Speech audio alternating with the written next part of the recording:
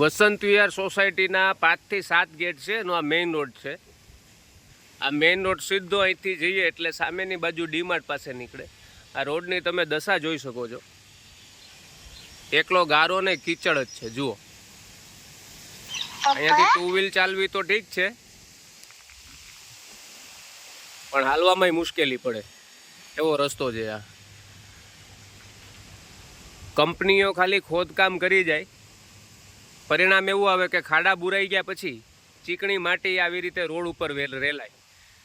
ચોમાસાના લીધે ચીકણો ગારો બને એટલે ચાલવામાં તકલીફ પડે। જુઓ, આ દિવસમાં આટલી તકલીફ પડતી હોય તો રાત્રે કેટલી તકલીફ પડે। આ કાર્ય કોણ કરશે એ ખ્યાલ નથી।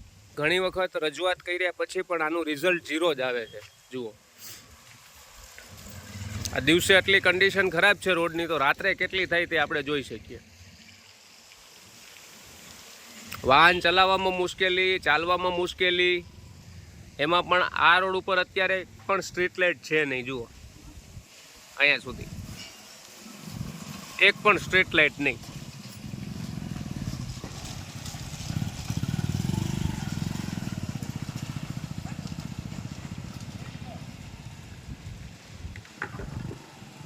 તંત્ર એવું માને છે કે રોડ ઉપર કપચીના ને એના ટ્રેક્ટર નાખી દેવાથી રસ્તા બુરાઈ જશે।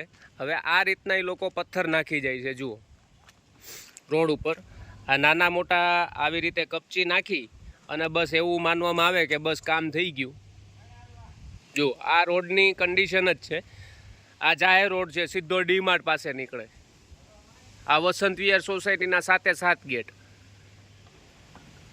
વારંવાર રજૂઆત, વારંવાર મીડિયામાં અહેવાલ આવ્યા પછી પણ તંત્ર આંખ આડા કાન કરીને બેઠું છે।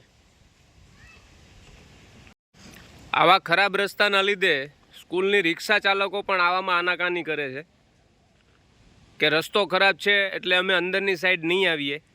પરિણામે બાળકોને અહીંથી 700-800 મીટર દૂર ચાલીને જવું પડે એવી કન્ડિશન છે। જુઓ,